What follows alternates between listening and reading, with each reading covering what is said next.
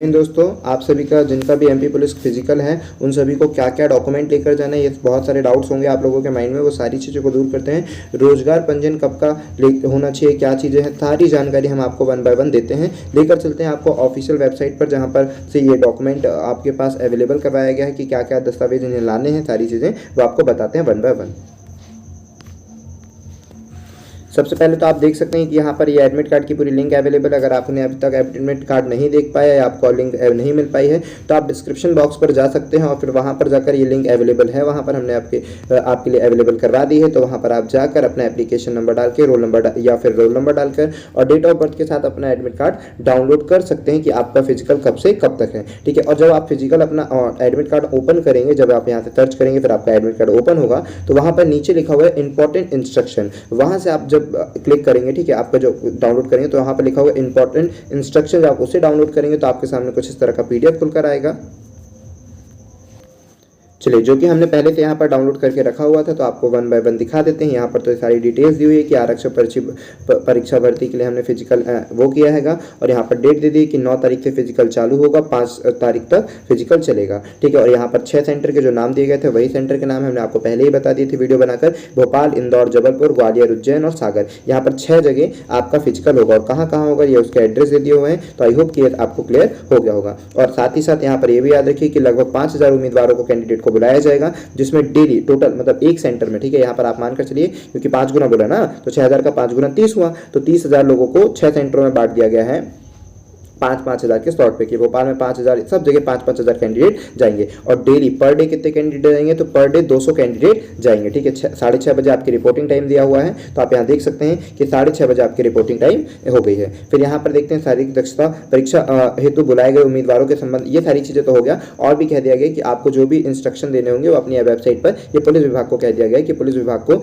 जो भी इंस्ट्रक्शन देने होंगे या फिर जो रहेगा, क्या पुलिस विभाग ने अपनी रिपोर्ट भेजी और पीईबी को बोल दिया कि आप वहाँ पर इंस्ट्रक्शन दे दी कि हमें ये सारी चीज़ें जरूरत है। और चूंकि इन्होंने पीडीएफ स्कैन करके बनाई है तो यहाँ पर देख सकते हैं कि ये वाला पेज थोड़ा सा रोटेट है, तो हम भी इधर पर कैमरे को रोटेट कर देते हैं जिसके कारण आपको यहाँ पर चीज़ें देखने को मिल पाए। ठीक है। यहाँ पर ये जो इनकी पीडीएफ है जब आप ऑफिशियल वेबसाइट से डाउनलोड करेंगे तो ये भी आपको रोटेट मिल जाएगी। ठीक है। ये भी बहुत इंपॉर्टेंट है, रुकिए हम इसे रोटेट कर देते हैं ताकि आप इजीली देख पाएँ।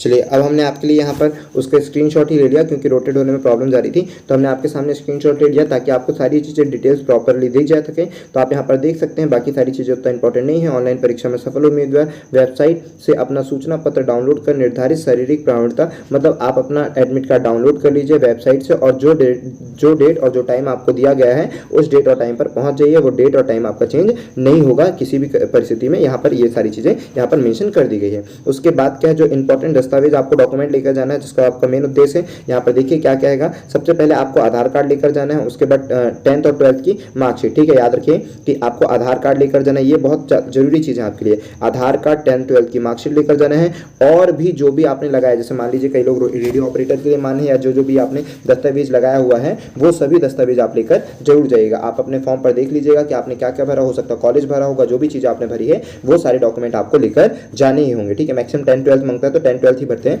बट काफ़ी लोग कॉलेज भी भर देते हैं और भी चीज़ें भर देते हैं। तो अगर आपने भरा है तो वो भी डॉक्यूमेंट आपको लेकर यहाँ पर जाना है ताकि शैक्षणिक योग्यता जितनी भी चीज़ें हैं, ठीक है, अगर आपने ITI से भरा है, इंस्ट्रूमेंटेशन मैकेनिकल से भरा है, ठीक है, और इंजीनियरिंग भरा है रेडियो ऑपरेटर के लिए, तो वो सारी योग्यता जितने भी एजुकेशन से रिलेटेड है दस्तावेज जो भी आपने फॉर्म भरते समय लगाए हैं वो सभी चीज़ आपको लेकर जानी पड़ेगी। इंपॉर्टेंट चीज़ ये है कि रोजगार जीवित होना चाहिए। ठीक है। क्या होना चाहिए, मध्य प्रदेश रोजगार कार्यालय का जीवित पंजीयन होना चाहिए, क्योंकि जो यहाँ पर एम्प्लॉयमेंट कार्ड होता है वो शायद 3 साल तक के लिए वैलिड होता है, तो 3 साल के बाद वो एक्सपायर हो जाता है। 3 साल या 5 साल रहता है, वैसे हमें जहाँ तक याद है 3 साल। ठीक है। तो 3 साल के लिए ये वैलिड होता है, उसके बाद वो एक्सपायर हो जाता है। तो आप अपना रोजगार पंजीयन देख लीजिएगा कि 3 साल से अगर ज्यादा हो गए तो एक्सपायर हो गया होगा, तो उसे अभी ही रिन्यू करवा लेना, वरना उस समय बड़ी दिक्कत जाती है, भागा दौड़ी करनी पड़ती है। वहां पर जाके ऑनलाइन में अगर सर्वर डाउन रहता है, ये सारी चीजें बहुत समस्या जाती है। इसीलिए आप अभी से ही इसका विशेष ध्यान रखिए कि रोजगार पंजीकरण आप देख लीजिए। इसको ऑनलाइन भी चेक कर सकते हैं, अगर आपको कोई डाउट क्वेरी हो तो आप पूछ लीजिएगा, हम बता देंगे कैसे क्या करना है। बट आप इसे खुद से भी अपने मोबाइल में भी चेक कर सकते हो और फिर किसी भी पास जाकर के अपना केवल नाम, एड्रेस है ना, नाम, पिता का नाम और डेट ऑफ बर्थ से ही आपका रोजगार पंजीयन पता चल जाएगा कि आपका लास्ट रजिस्ट्रेशन कब तक हुआ। 3 साल तक वैलिड है, वहां पर डेट भी बता देगा कि कब तक के लिए वैलिड है। तो अगर वैलिड है तब तो कोई बात नहीं है, जो आपका फिजिकल है उस समय तक उसकी डेट होनी चाहिए, उसके आगे तक ही चल जाएगा। लेकिन अगर उससे एक दिन पहले भी एक्सपायर हो गया है तो ये आपको अपडेट कराना पड़ेगा, जरूर याद रखिएगा। ठीक है। ओके तो यहाँ पर क्योंकि जेल तहरीक जब फिजिकल हुआ था ना, उस समय ये रोजगार पंजीयन के लिए बहुत दिक्कत गई थी, बच्चों को बहुत भागा दौड़ी करनी पड़ी थी रोजगार पंजीयन बनाने के लिए, सर्वर डाउन, फिर पैसे ज़्यादा, ये वो बहुत सारी समस्या होती। तो आपको अगर वो समस्याओं को समाधान नहीं करना है तो आप पहले से ही देख लीजिए कि आपका लाइव होना चाहिए, मतलब जो आपकी लास्ट डेट है वो एक्सपायर ना हुई हो, अभी उसका बहुत टाइम हो, अगर हो रही है तो उसको पहले से करा लो, ऐसा कोई नहीं है। अगर मान लीजिए एक्सपायर नहीं भी हुई फिर भी आप पहले से करवाना चाहते हो तो भी वो रिन्यू हो जाता है, ठीक है। तो आप देख सकते हैं ना, अगर गुम गया हो, नहीं मिल रहा हो तो ये सब चीज़ें ढूंढ कर रखिए, बहुत जरूरी है रोजगार पंजीयन भी, ठीक है। फिर उसके बाद आपके पास जो भी कास्ट सर्टिफिकेट है वो भी आपको लेकर जाना, मेन ये सारी चीज़ें इंपॉर्टेंट नहीं है, बस कास्ट सर्टिफिकेट अगर आपके पास है तो वो आपको लेकर जाना है। आई होप कि इस पेज की सारी चीज़ें क्लियर हो गई। अब हम चलते हैं नेक्स्ट पेज पर।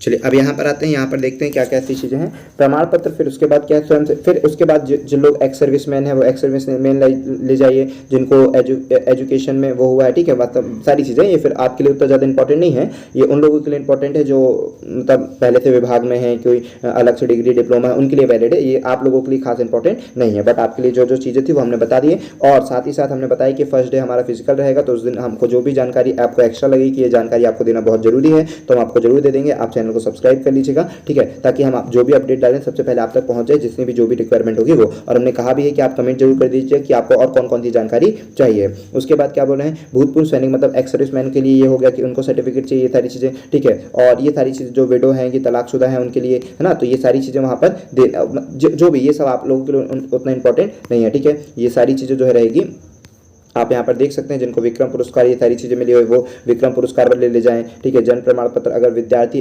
विवाहित अभ्यर्थी को उनके बच्चों का जन्म प्रमाण पत्र का, जो भी उनके विवाहित लोग हैं अभ्यर्थी हैं उनको अपने, हाँ जो विवाहित हैं उनको ध्यान रखना है कि उनको अपने बच्चों का जन्म प्रमाण पत्र लेकर जाना, ठीक है। ये हो सकता है आप लोगों को माइंड में ना हो, बाकी लोगों को तो माइंड में रहता है कि भाई ये सारी चीज़ें ले जाना है, उनके पास जो भी चीज़ें हैं वो, ठीक है। तलाकशुदा महिलाओं के लिए न्यायालय का प्रमाण पत्र होना चाहिए, अगर कोई तलाकशुदा महिला उसके पास न्यायालय का प्रमाण पत्र होना चाहिए। ये सारी चीज़ें तो कॉमन रहती है, सारी चीज़ें सबको पता ही रहती है अगर लोग उस तरह से बिलोंग करते हैं तो। मेन ये अभ्यर्थी, जो अभ्यर्थी शादीशुदा उनको अपने बच्चों का जन्म प्रमाण पत्र जरूर लेकर जाना है, ये भी याद रखिएगा। फिर आते हैं कहाँ पर, आरक्षित वर्ग के उम्मीदवार हेतु मध्य प्रदेश राज्य का मूल निवासी प्रमाण पत्र, समस्त प्रकार के आरक्षण की पात्रता हेतु मध्य प्रदेश का मूल निवासी प्रमाण पत्र होना आवश्यक है। जी देखो बहुत इंपॉर्टेंट चीज़ है कि मान लीजिए आप मध्य प्रदेश के मूल निवासी है कि नहीं, तभी तो आपको ओबीसी का ST/SC का रिजर्वेशन मिला है, तो मूल निवासी होना भी बहुत जरूरी है, अगर नहीं है तो अभी से अभी बनवा लीजिए, ठीक है। सक्षम प्राधिकारी द्वारा EWS, अगर आप EWS मतलब जो व्यक्ति जनरल के हैं और EWS का उनका सर्टिफिकेट बना है और EWS से बिलोंग करते हैं तो वो भी जाकर EWS का कार्ड जरूर बनवा लें, ठीक है। उसके बाद क्या बोल रहे हैं यहाँ पर,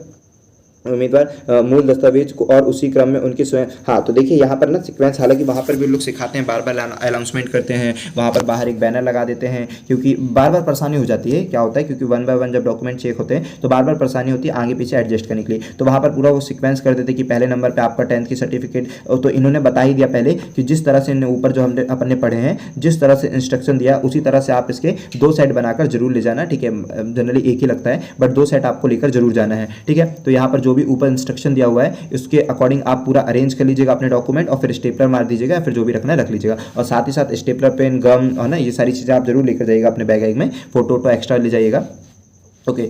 तो उनकी स्वयं द्वारा प्रमाणित प्रतियां लगाना, और हाँ आपको क्या करना, सेल्फ अटेस्टेड भी करना, ठीक है। जो भी आपका नेम है वो आप सिग्नेचर कर दीजिएगा, ऐसे करके कुछ भी जो सिग्नेचर आप करते हैं वो कर दीजिएगा। तो सेल्फ अटेस्टेड जरूर करना है डॉक्यूमेंट में, वो तो खैर वहाँ पर भी हो जाएगा। अप्रमाणित प्रति को मान्य नहीं दिया जाएगा, ठीक है। और साथ ही साथ उसके ओरिजिनल डॉक्यूमेंट भी लेके जाना है, ये याद रखिएगा, फोटोकॉपी विथ ओरिजिनल डॉक्यूमेंट भी होने चाहिए, क्योंकि वहाँ पर वेरिफिकेशन होगा, ऐसा नहीं कि फोटोकॉपी बस लेके पहुँच गए। यदि उम्मीदवार मूल प्रमाण पत्रों के, देखिए है ना, तो यहाँ देखिए मूल प्रमाण पत्र का ही मतलब है ओरिजिनल डॉक्यूमेंट, अथवा असफल होता है ना, तो अगर यहाँ पर आपके पास ओरिजिनल डॉक्यूमेंट नहीं रहते हैं या फिर लाने में असफल रहते हो तो फिर नियुक्ति के लिए पात्र नहीं होगा, भले वो ऑनलाइन परीक्षा में सफल हो चाहे ना हो, ठीक है। वैसे सफल ही तो होगा तभी तो, ठीक है। उम्मीदवार उसको मिलने वाली लंबी कूद, तो यहाँ पर बता दिया कि गोला फेंकने के लिए आप सबको तो ये पता ही रहता है कि लॉन्ग जंप हो गया, शॉर्ट पुट हो गया, इसके लिए आपको 3 मौके मिलेंगे, इसके लिए भी आपको 3 मौके मिलेंगे, ठीक है, शॉर्ट पुट और लॉन्ग जंप के लिए। और तीनों में से किसी भी एक में पास हो जाओगे तो बस वहां पर पास मान लिया जाएगा, उसके बाद आपको दोबारा मौका नहीं दिया जाएगा कि नहीं मुझे और आगे तक कूदना है, मुझे और आगे तक फेंकना है, उसके लिए आपको मौका नहीं दिया जाएगा। आप 3 चांसों में से किसी भी एक में पास हो जाओगे तो आप पास माने जाओगे, बस हो गया। और इसके लिए कोई अलग से नंबर नहीं है, ये सारी चीज़ें आपको बता रहा है। उतना ज़्यादा कोई इंपॉर्टेंट नहीं है, बस बोलता है कि क्वालिफाइंग नेचर है। इसके बाद क्या बोलता है कि इसके बाद जो रनिंग है, रनिंग आपको एक ही मौका दिया जाएगा और इन दोनों के लिए 3-3 मौके दिए जाएंगे, किसी भी एक में आप पास हो जाओ तो हो जाएगा, और 3 के बाद आपको कोई मौका नहीं दिया जाएगा। ये सारी चीज़ें आपको बताई है। फिर बोल दिया कि शरीर में जो फिजिकल होगा, कोई रिस्क अपने रिस्क पर आना है, ये सारी चीज़ें तो उतना इंपॉर्टेंट नहीं है। इसके बाद आते हैं क्या कि साधारण श्रेणी के किराए की प्रतिपूर्ति जाएगी बैंक खाते में क्षयपूर्ति। हालांकि ये पैसे ऐसे हमने देखे नहीं कि लोगों के अकाउंट में जाते हैं, बट यहाँ पर वहाँ पर भत्ता मिलेगा, ठीक है। जो भी ST/SC से बिलोंग करते हैं, ठीक है, ST/SC OBC कैटेगरी से बिलोंग करते हैं, उनके लिए क्या होगा, आपको भत्ता का प्रावधान दिया जाएगा, बट हमने देखा नहीं कि भत्ता आया हो, ठीक है। काफ़ी लोगों को हमने देखा कि जमा किए बट उनके में अकाउंट में पैसे ऐसे आते नहीं देखे हैं, ठीक है। तो भत्ता मिलेगा। हालांकि कोशिश उन्होंने यही करी है कि आपके होम सेंटर पर, कोशिश इनकी पूरी यही है कि आपके होम सेंटर पर आपका फिजिकल पड़े, ठीक है। अब आते हैं यहाँ पर कहाँ पर, ताकि लोगों को ज़्यादा परेशानी ना हो, ठीक है। तो यहाँ पर स्पष्ट किया जाता है कि उम्मीदवार के पास समस्त प्रमाण पत्र, ऑनलाइन आवेदन पत्र भरने की अंतिम तिथि, यहाँ स्पष्ट किया जाता है कि उम्मीदवार के पास समस्त प्रमाण पत्र, ऑनलाइन आवेदन पत्र भरने की अंतिम तिथि 11/2/2021 के पूर्व जारी होना अनिवार्य है। मोस्ट इंपॉर्टेंट चीज़ ये है, मोस्ट इंपॉर्टेंट लाइन यहाँ पर ये लिख दिए हैं कि जो भी आपने भरा है, कि मान लीजिए मेरे पास PGDCA है, मान लीजिए मेरे पास ITI थी, इंस्ट्रूमेंट मैकेनिक है, ये सारी के सारे डॉक्यूमेंट कब के होने चाहिए, और आपने EWS भरा है, ठीक है, या फिर आपने ST/SC का भरा था सर्टिफिकेट, या आपने कोई भी डॉक्यूमेंट भरा है, ठीक है, तो वो कब का होना चाहिए, 11/2/2021, बस रोजगार पंजीयन को छोड़ के, क्योंकि रोजगार पंजीयन अभी का होना चाहिए, ठीक है। बाकी सारी चीज़ें, मूल निवासी भी चल जाएगा अभी का वैसे, ठीक है, लेकिन इनका कहना है मेनली कि यह स्पष्ट किया जाता है कि उम्मीदवार के पास समस्त प्रमाण पत्र, ऑनलाइन आवेदन पत्र भरने की अंतिम तिथि 11/2/2021 के पूर्व जारी होना चाहिए। आवेदन पत्र भरने की अंतिम तिथि के बाद जारी किए गए प्रमाण पत्रों को मान्य नहीं किया जाएगा। ये सब वो मेनली ये सब जरूर चेक करेंगे लोग, ठीक है। उसके बाद यहाँ पर बोल दिया गया है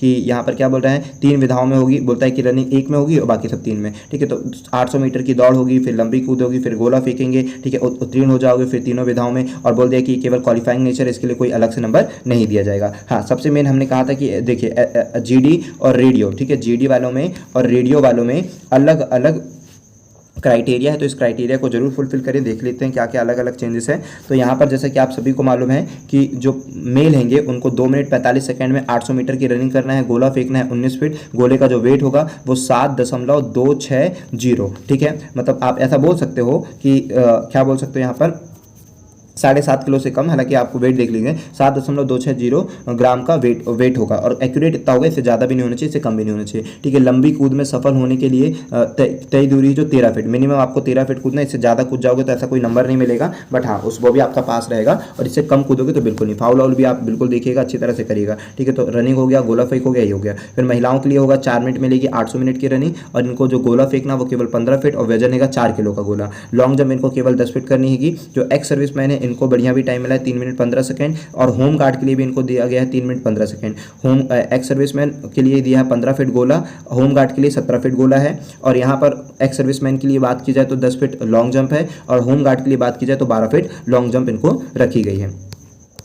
इसके बाद आते हैं रेडियो ऑपरेटर। रेडियो ऑपरेटर का भी सेम यही कॉन्सेप्ट रहेगा, लेकिन यहाँ पर देख लीजिए रेडियो ऑपरेटर को जो है ना, बाकी सब सेम है, देखिए यहाँ पर सब सेम है, बट यहाँ पर जो इनकी लॉन्ग जंप है वो केवल 12 फीट कर दी गई है। बाकी आप देख सकते हैं यहाँ पर जो भी रेडियो ऑपरेटर, चाहे वो फीमेल हो, एक्स सर्विसमैन हो, होम गार्ड हो, उनके लिए आप यहाँ पर देख सकते हैं कि 4 मिनट दिया हुआ है, 15 फीट दिया हुआ है, 10 फीट दिया हुआ है ना। ये सारी चीज़ें आप इंस्ट्रक्शन में पढ़ सकते हैं, सारी चीज़ें आपके सामने है, ठीक है। इसके बाद चलते हैं, तो यहाँ पर बोल दिया कि दौड़ के लिए 1 अवसर दिया जाएगा, लंबी कूद गोला फेंक के लिए 3 अवसर दिया जाएगा, ठीक है। और यहाँ पर बोल दिया कि रेडियो हो, चाहे होम गार्ड हो, चाहे कोई भी हो, उन सभी को तीनों विधाओं में पास होना जरूरी है। जितने 3 इवेंट होंगे, तीनों इवेंट में आपको पास होना जरूरी है। फिर बोलता है शारीरिक प्रवीणता परीक्षा में किसी भी विधा में अनुत्तीर्ण होने पर उम्मीदवार को शेष बची हुई विधाओं में भाग लेने नहीं दिया जाएगा। इसका मतलब कि आपको तीनों के तीनों क्वालिफाइंग नेचर करना है, अगर किसी में भी फेल होते तो आगे बढ़ने नहीं दिया जाएगा। उसके बाद क्या, समस्त दस्तावेज परीक्षण, शारीरिक प्रवीणता परीक्षा एक ही दिन में संपन्न हो जाएगी। ये सारी चीज़ें एक ही दिन में चालू हो जाएगी। यहाँ पर आते हैं, फिर भी अप्रत्याशित कारणों में इसमें ज़्यादा समय लग सकता है, अतः आप 2 से 3 दिन तक ठहरने की पूर्व तैयारी करें। बट ऐसा होता नहीं है,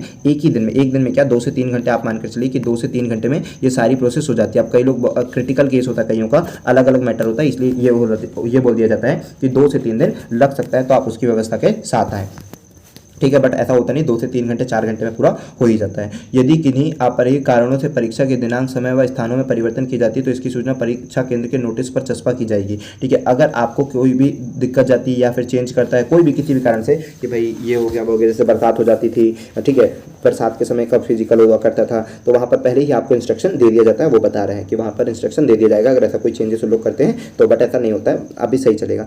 मध्य प्रदेश पीबी परिणाम पर्ची की 2 प्रतियां, हाँ बोल दिया गया है कि देखिए दो कॉपी लाना है। जो भी आपका रिजल्ट आया उसकी 2 फोटो कॉपी करना है। आधार कार्ड 1 फोटो एवं समस्त मूल प्रमाण पत्र ओरिजिनल होने चाहिए और उनकी फोटो कॉपी भी साथ में होनी चाहिए। शारीरिक के दौरान 6:30 बजे परीक्षा स्थल पर पहुंचना है। ये सारी चीज़ ले जा करके आपको वहां पर 6:30 बजे पहुंच जाना है। काफ़ी लोग 6 बजे पहुंच जाएंगे, ठीक है। उम्मीदवार को उसका बैग,